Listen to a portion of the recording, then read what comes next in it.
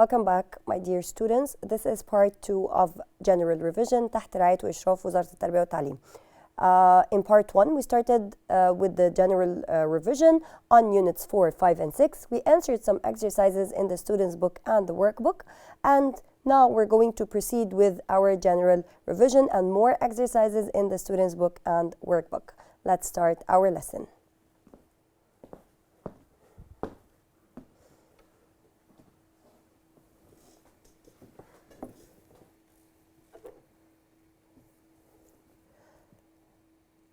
Complete the text with the correct form of the verbs in brackets. احنا بنعمل exercise تاني على الريفيجن.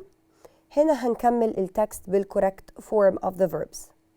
برضو هنتابع التنس بتاع الباراجراف أو الباسج، وبناء على التنس بنختار الشكل المناسب للverb. علا always worried about being ill. يعني علا كانت دايما قلقانة عن إنها تمرض. Then a few months ago عندي كده ago وعندي worried. Worried is in the past and a few months ago also is in the past. So here I have to use the past tense. She space go to hospital after she broke her leg. وعندي broke her leg. فكل دول two verbs في الباست، وعندي few months ago برضو keyword في الباست، فأنا I need also to be in the past or to use the past. Have to, the past of have is she had to. She space go home the next day. But she space walk for many weeks. طيب be able to، احنا اتفقنا انه be verb to be in the past اللي هو was aware. With she I say she was able to go home. But she هنا not, so I need the negative form.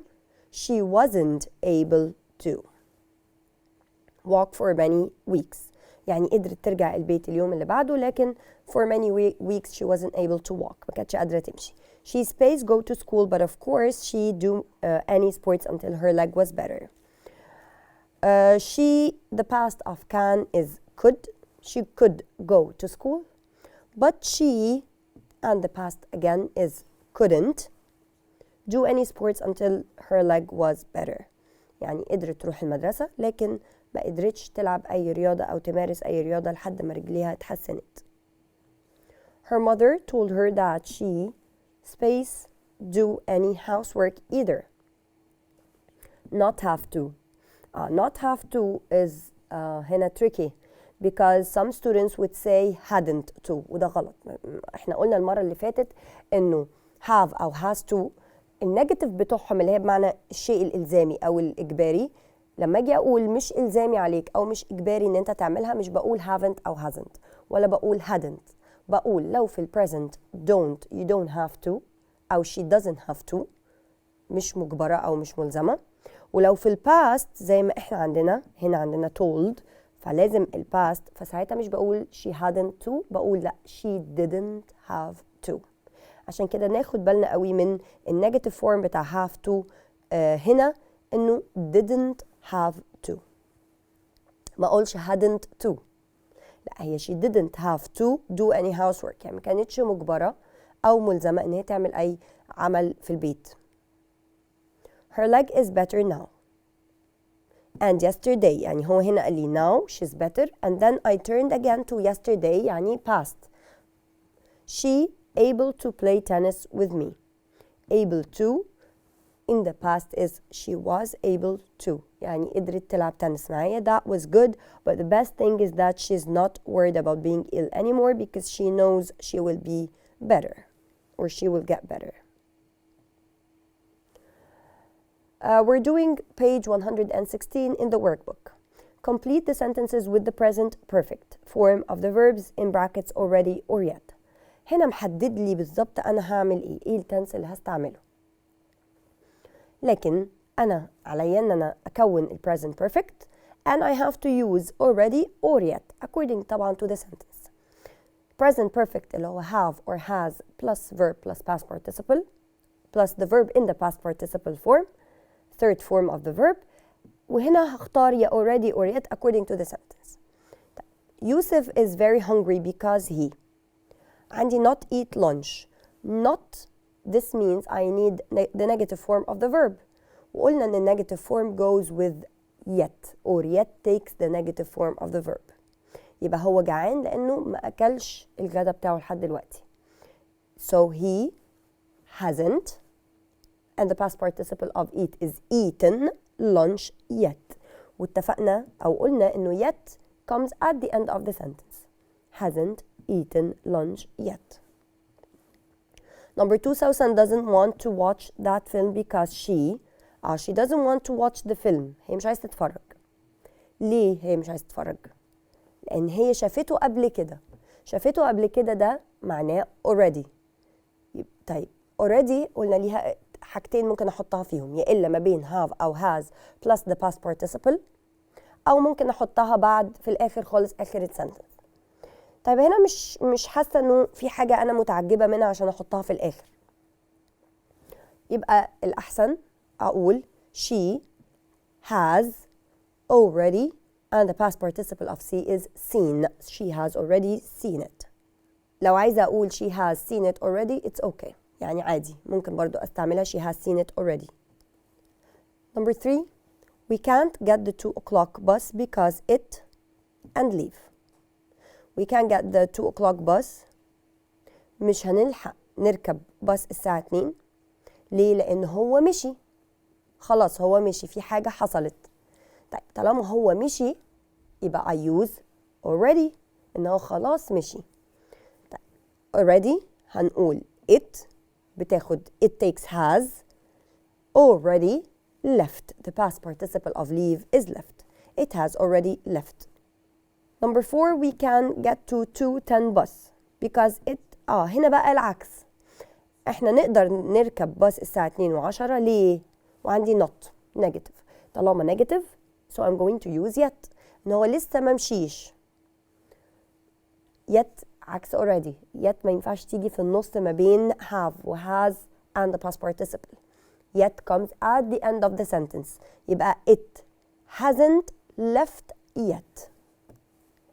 Hasn't is the negative, left is the past participle of verb leave, and yet is the key word, and we said that yet comes at the end of the sentence. عكس already اللي ممكن تيجي في النص أو في الآخر.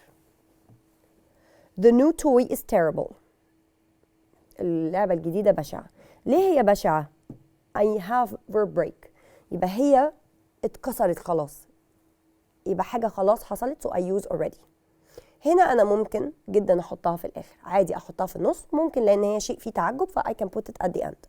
يعني ممكن أقول it has already broken or it has broken already. طبعا the past participle of break is broken. ده برضو irregular verb لازم أبقى حافظة شكله. break, the past simple is broke and the past participle is broken. I don't know what happens at the end of the story because I finish it. هو أنا مش عارف اللي حصل آخر القصة. هو مش عارف اللي حصل. ليه هو مش عارف؟ لأنه لسه ما انتهاش منها، ما خلصهاش.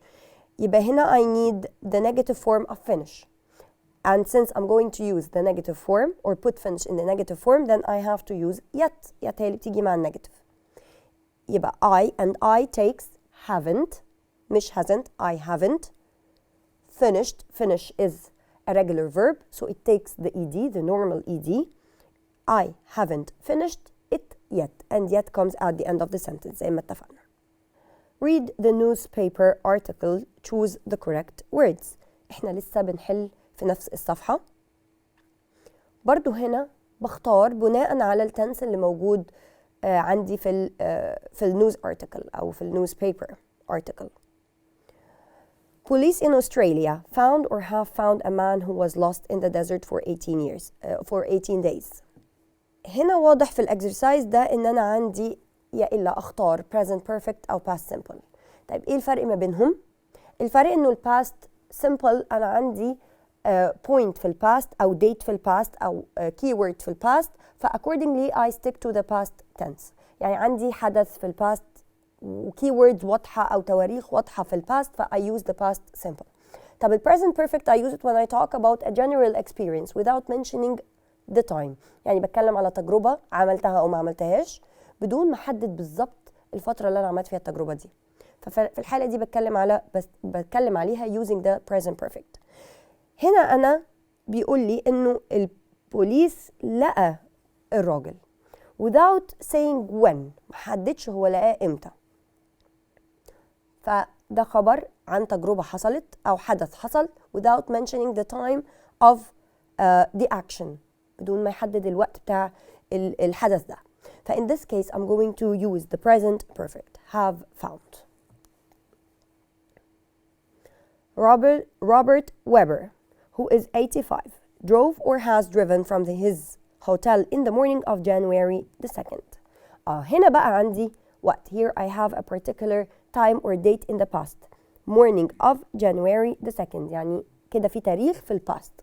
في الحالة دي I use the past simple. فهو ساق العربية بتاعته من الأوتيل يوم 2 يناير. So he drove. He space not able to move his car after he went down a small farm road. هنا he went down is in the past simple، وعندي لسه مكملة في الباست إنه ما كانش قادر يحرك العربية لأنه دخل في طريق، فالعربية دخلت في الطريق وما عرفش يطلع منه. So he was not able to. Was not is. He tried to walk back to his hotel. حاول يمشي للأوتيل but he couldn't or wasn't able remember the way. طيب here couldn't and wasn't able both have the same meaning. Both express ability. يعني الاتنين بيتكلموا على قدرة أو الاتنين ليهم نفس المعنى والاتنين في الباست. طب هنختار ايه؟ هنا حسب the form of the of each of them أو structure of each of them. هنا couldn't اتفقنا إن couldn't مش بتيجي بعديها to، لكن was or wasn't able لازم بيجي بعديها to. طب هنا أنا عندي to I don't have to so I should choose couldn't. He couldn't remember، ما كانش فاكر الطريق. For many days Robert had to or must drink water from rivers and eat what food he could find. For many days في أيام كتير اضطر إن هو يشرب مية من الأنهار وياكل الأكل اللي كان موجود قدامه. Must and had to both have the same meaning. An obligation حاجة or something necessary essential حاجة اضطرارية. الاختلاف ما بينهم إنه I use must in the present and had to in the past. So he had to drink water. اضطر إن هو يشرب أو كان مجبر إنه يشرب مية من الأنهار الموجودة. Nearly 3 weeks later a man found or has found Robert sitting under the tree. طيب هنا اختار found or has found. عندي point of time in the past متحدد لي الوقت اللي لقى فيه الراجل متحدد 3 weeks later. طالما متحدد لي يبقى I use found. الأولانية لما قلنا البوليس in Australia have found في present perfect لأنه ما كانش متحدد إمتى لقى الراجل، لكن هنا I have 3 weeks later so I say found. He was tired but well. Robert has already or yet drunk lots of water and feels better now but he hasn't slept much already or yet. هنا I'm quoting the police officer. The police officer عندي quotation marks دول الاتنين دول معناها أنا I'm quoting the police officer. باخد كلامه بالظبط.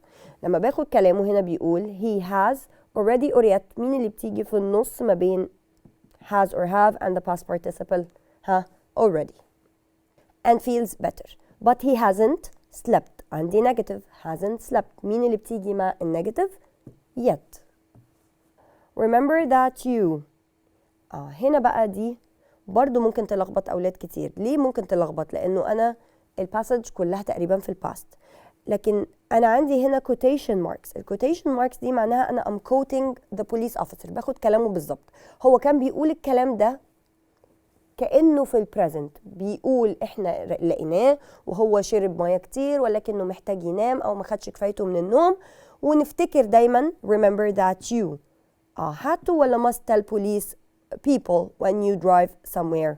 You drive كده أنا في البريزنت. يبقى هنا بيقول rules المفروض التزم فيها in the present. drive يبقى must tell، مش هقول had to. you must tell. You don't have to or shouldn't drive along small roads either. They aren't always safe. لسه احنا we're still quoting the police officer in the present. aren't اهي، فعشان كده بيقول المفروض ان احنا ما نسوقش في الطرق الصغيرة او الضيقة، فهنا بينصح الناس بيستخدم you shouldn't drive. Match to make collocations. This is an exercise in the workbook page 115. ده page 115 في الورك بوك. هنحل exercise مع بعض. هنعمل برضو نفس الcollocations اللي هي جملة بيبقى ليها تكملة أو كلمة بتمشي مع كلمة. طيب الجمل اللي عندي: have you ever slept, have you ever won, have you ever known, have you ever gone in, have you ever had. And the other part: someone from another country, a dark cave, an amazing dream, a sports tournament at a friend's house. طيب have you ever slept؟ عمرك نمت فين؟ ايه المكان اللي انا ممكن اكون نمت فيه او بت فيه؟ هو the best choice or the correct collocation is at a friend's house. عند صديق ليا او في بيت صديق ليا. have you ever won؟ كل دي تجارب، بسأل حد عمرك عملتها في ال present perfect كلها، وبسأل ب ever. have you ever won؟ عمرك كسبت. ايه الحاجة اللي ممكن اكسبها هنا؟ a sports tournament، جولة رياضية. have you ever known؟ عمرك اتعرفت على ايه؟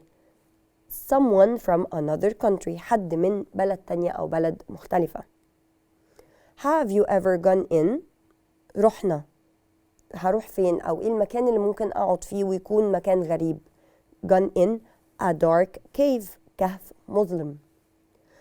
the last one: have you ever had؟ عمرك جالك إيه اللي ممكن أشوفه أو يجيلي؟ an amazing dream، حلم مذهل أو حلم غريب. choose the correct answer. the vocabulary words. your space health shows the health of your mind or how happy you are. your natural health, your mental health, your special health or normal health. طيب ايه هي health of your mind؟ اللي هي صحة عقلنا أو مخنا أو صحتنا نفسيا، or how happy you are، السعادة اللي احنا فيها. this is our mental health اللي هي الصحة النفسية أو العقلية. to space is to become comfortable and less worried، إن أنا أشعر بالارتياح وما بكونش قلقان. ده إيه؟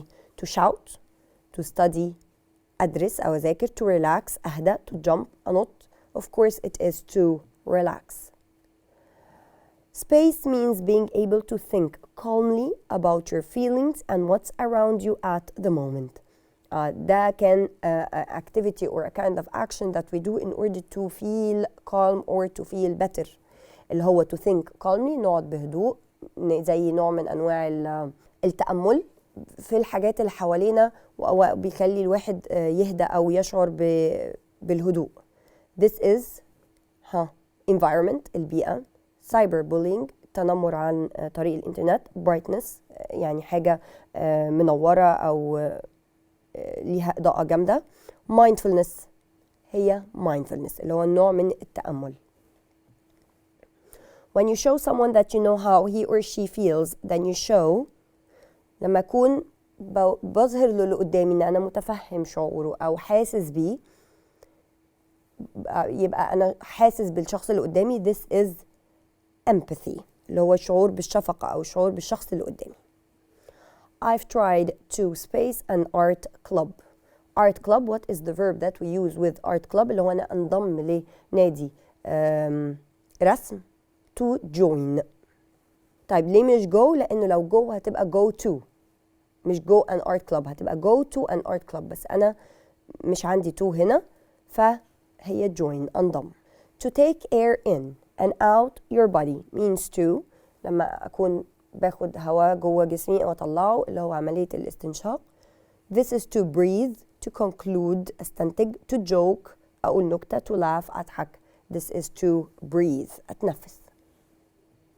Complete with the correct form of word or words in the brackets.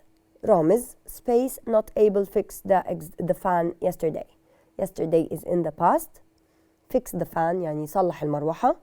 طيب يبقى هو ما قدرش يصلح المروحة امبارح. How do I form it? Was not able to fix or wasn't able to fix. عمر space noise at the library must make. طيب هنا this is a rule. قاعدة بالنسبة له إن ما ينفعش تعمل إزعاج في المكتبة. It's a rule in the present مش في past. يبقى بنقول إيه؟ هل هو لازم يعمل دوشة في المكتبة؟ لا، هو مش المفروض إنه يعمل دوشة في المكتبة، هو مجبر إنه ما يعملش دوشة في المكتبة. So عمر mustn't make noise at the library. Mustn't or must not. حاتم swim when he was 4. When he was 4 is in the past. So حاتم the past of can is could. He could swim.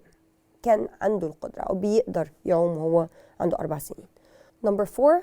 Could ليلى space and the verb between brackets is cook alone when she was 11. طيب هنا cook هنحطها في أي شكل؟ عندي could هو model verb and the verb that comes after could should be in the infinitive form. يعني could ليلى cook. ما ينفعش يبقى عندي could وحط الverb في أي شكل تاني. لا ينفع أقول cooks ولا cooking ولا cooked ولا أي حاجة، لأنه مش معنى إن أنا عندي she was 11 في الباست إن أنا أخليها مثلا cooked. لا غلط. بعد could هي could خلاص ادتني معنى الباست، وبعدها the verb has to be in the infinitive form يعني في شكله في المصدر بدون أي إضافة. كده إحنا خلصنا أول general revision معانا على units 4, 5 and 6. كان في مراجعة على ال present perfect وال difference between already and yet و since و for. وكان في برضو على could و couldn't was wasn't able to و had و didn't have to و must والتركيبات دي رجعنا عليها، ورجعنا برضو على vocabulary words كانت موجودة معانا في ال units دول. See you next time. Good luck and bye.